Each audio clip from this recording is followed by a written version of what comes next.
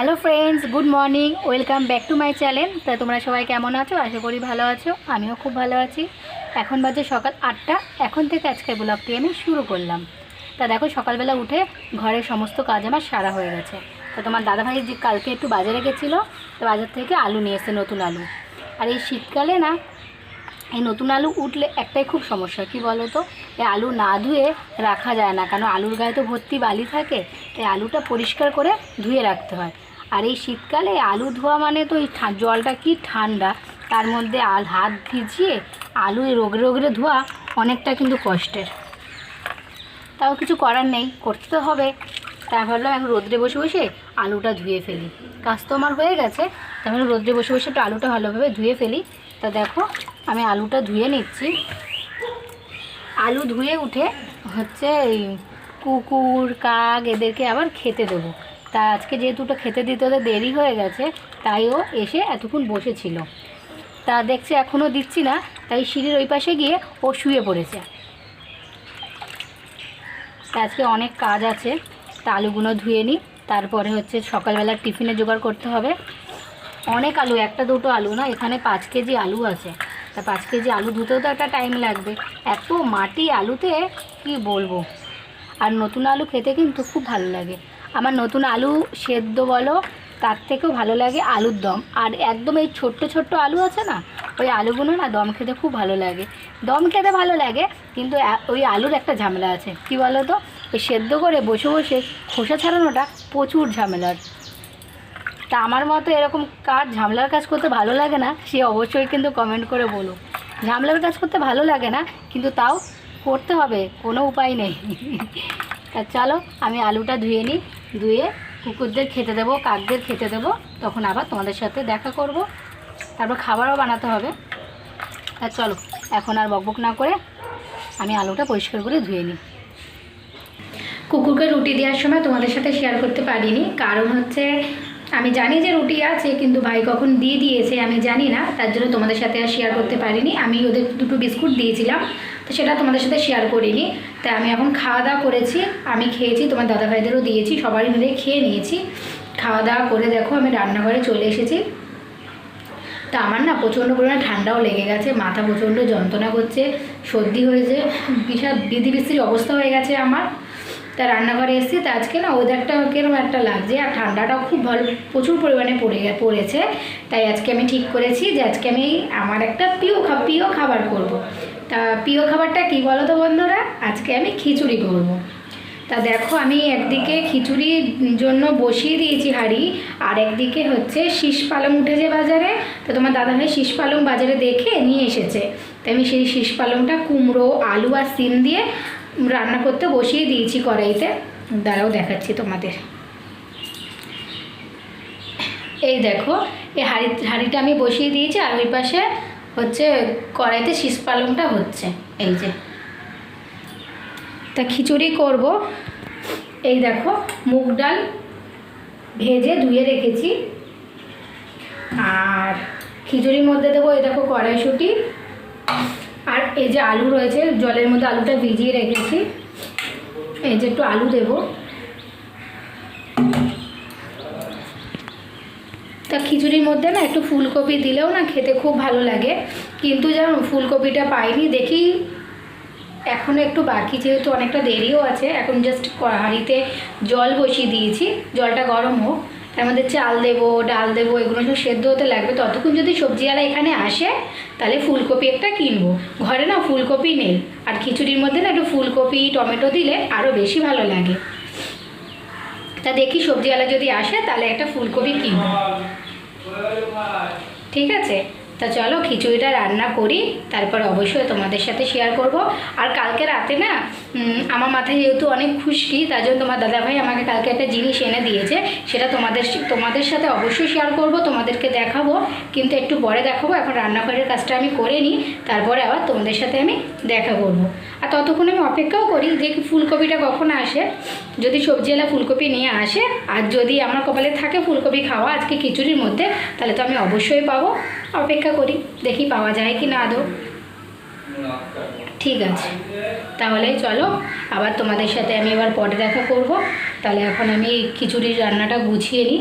আর যেহেতু কি বলো তো এখন হচ্ছে 11:30 বাজে, আর খিচুড়ি করতে যেহেতু অনেক টাইম লেগে যায়, তো এখন যদি আমি না করি তাহলে আজকে অনেক বেলা হয়ে যাবে খেতে খেতে। আর এখন শীতকাল, তো এখন যদি তাড়াতাড়ি করে না খাই তাহলে অনেক বেলা হয়ে যায়, তাহলে কি হয় শুতে শুতেও দেরি হয়ে যায়, ঠান্ডাও প্রচণ্ড লাগে, খাবার হজমও হয় না। ওর জন্য শীতকালে একটু তাড়াতাড়ি খাওয়াটাই ভালো। তা খিচুড়ি করতে অনেকটা টাইম লাগে, তাহলে চলো আগে রান্নাটা করে নিই, তারপর তোমাদের সাথে আবার দেখা করব। তা আমার খিচুড়ি রান্না কমপ্লিট। এই দেখো, এই যে শীষ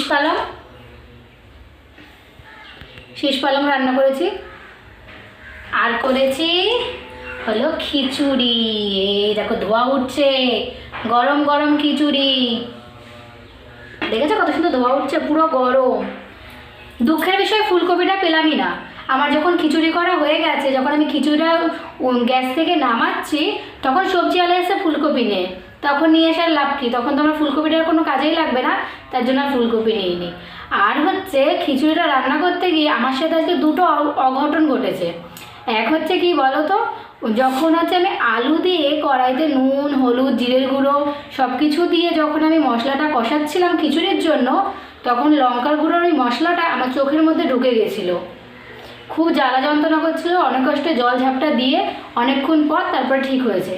তার কিছুক্ষণ পরে আবার খিচুড়িটা নাড়ছিলাম, যখন খিচুড়িটা পুরো মানে খিচুড়ির জলটা যখন পুরো ঘন হয়ে গেছিলো, তখন এই দেখো ছিটে আমার হাত পুড়ে গেছে। দেখেছো, অনেকটা হাত পুড়ে গেছিলো। তারপর সঙ্গে সঙ্গে কলগেট লাগাতে জ্বালাটা কমেছে। জানি না এতে ঠোসকা উঠবে কি না, কিন্তু প্রচণ্ড যন্ত্রণা করছে।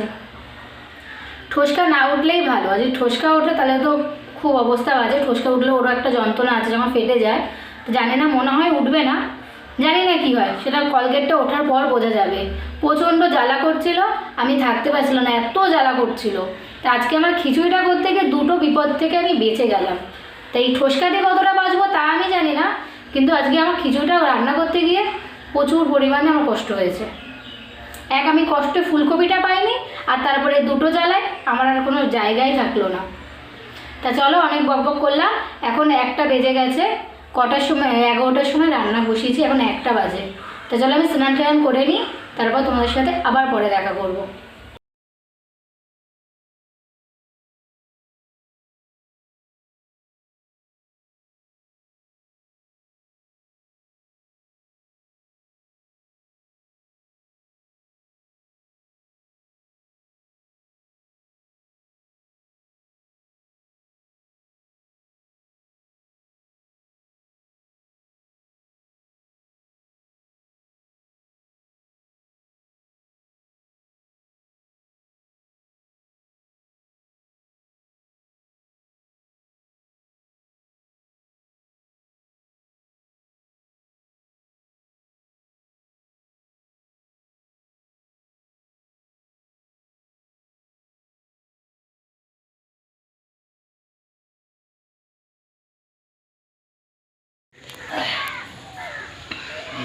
তোমার মাথায় কি হয়েছে? ওটা শিং?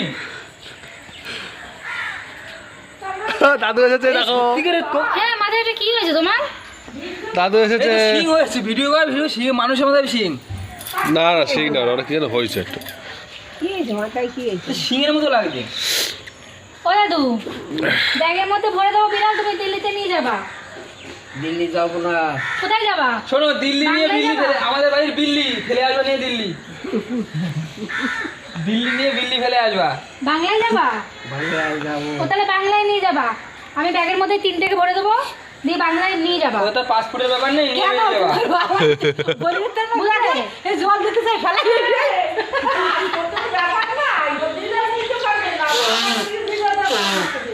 ভাবে বিড়াল পেটে আবার সোনা দানা নিয়ে যাচ্ছে না, এই খাওয়াই আর। তাই তো দাদু বলছে যে বিড়ালের পাসপোর্ট করা লাগবে, নাহলে বিড়াল নিয়ে যেতে পারবো না। যাও বিড়ালের পাসপোর্ট করি। কোথায় নিয়ে যাবা? বাংলাদেশে নিয়ে যাবা? বাংলাদেশে বিড়াল? আচ্ছা, ওদের পাসপোর্ট লাগবে? ওদের পাসপোর্ট লাগবে? শোনো, তুমি একটা দায়িত্ব নাও, পাসপোর্টের খরচাপাতি সব দিয়ে তুমি বিড়ালগুলো পাস করো একটু, বুঝলা? একটু একটু বিড়ালের ব্যবস্থাটা করো, পাসপোর্টে যা খরচাপাতি লাগে। তা তুমি বাংলাদেশ থেকে কবে এসছো? বাংলাদেশ থেকে কালকে আসছে। বাংলাদেশে ছিল একদিন। তুমি কালকে এসছো বাংলাদেশ দিয়ে? বাংলাদেশে ভালো লাগে থাকতে? হ্যাঁ ভালো লাগে। তো বাংলাদেশে তোমার কি চলে যাচ্ছ বজবানার? তাহলে ছবি তুলছি। এই শোনো আমার কথা শোনো, বাংলাদেশে ভোট কবে? 7 তারিখ। 7 তারিখ। তুমি ভোট দিয়ে আসলে না? না, তুমি মনে মনে কিন্তু তোমার চোখ মুখের একটু পরিবর্তন হয়েছে অনেক। তোমার চোখ মুখের অনেক পরিবর্তন হয়েছে। তুমি তো শোনো তুমি খাওয়া দাওয়া করেছো? তোমার কোন পার্টি ভালো লাগে বাংলাদেশে? আমার পার্টি ভালো লাগে। কোন পার্টি? বাংলাদেশে গন্ডগোল এই ট্রেন পুরাই দে, বাস পুরাই দে। পালিয়ে যাচ্ছে দেখ। কোথায় যাচ্ছো? কোথায় যাচ্ছে চলে?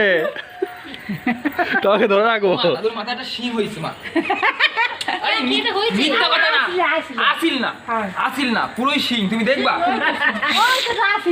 আমি না- কই দাদুর মাথায় কই শিং? আচিল না, ওটা আচিল না, ওটা শিং। ছোট বাচ্চার মাঝে যেন সৃষ্টি হয় ছোট। কই দেখি কোথায় কই? আরে এটা আসি। ওই তো। আমার যদি শিং হয় দাদু দিকে আসো, কোথায়? আসো তুমি নিচে আমার এই দেখো, এই দেখো। ওরে আসি। আরে আসিল, সবাই গেছে। লাশের টাকে আচিল হইলো? আসিল হয় না, আসিল হয় না কোনোদিন। ওই জায়গাটা শিঙের জায়গা। এই, তাহলে দা- শিং হয়েছে তোমার। এ ভাই, তাহলে দাদু কার সাথে একটা এই দেখো করবে তুমি এইখানে শিং হচ্ছে, এখন এনে উঠলে দাদু পরিপূর্ণ ভিডিও হবে। করে। এখন যদি এনে উঠে তাহলে তোমার পরিপূর্ণ। বাংলাদেশে তোমার মেয়ের কাছে পাঠিয়ে দিচ্ছি যে তুমি এখানে, আমার কাছে তো নাম্বার আছে, ওই দেখাই আবার। সেটা দেখো। ওই যাই। ঠিক দিয়ে দিবে, ওই যে সাপ দিয়ে দেবেন, টাক লাগবে মাথায়। ঠিক নেই, তাই দেন। তা বন্ধুরা, আমার হচ্ছে যে চোখে যেহেতু খুব জ্বালা করছিল, তারপর হাতও যে হাত পুড়ে গেছিলো, হাতটা প্রচণ্ড যন্ত্রণা করছিল, চোখও খুব যন্ত্রণা করছিল, তার জন্য ভিডিওটা আমি কন্টিনিউ আর করতে পারিনি। এখন বাজে রাত 9টা। তা আমি আলু ভাজা কেটেছি, আলু ভাজা দিয়ে রাত্রিবেলা রুটি খাওয়া হবে। তাই চোখ খুব যন্ত্রণা করছিল বলে আমি শুয়েছিলাম, আর চোখ না পুরো লাল হয়ে গেছিলো আর প্রচণ্ড যন্ত্রণা করছিল। অনেকক্ষণ তো চোখ বন্ধ করে শুয়েছিলাম, আর বিশাল যন্ত্রণা করছিল, তো ওই জন্য আর ভিডিওটা করিনি। আর কিন্তু হাতে না ঠোসকাটা ওঠেনি, এটাই খুব ভালো হয়েছে যে হাতে ঠোসকা ওঠেনি।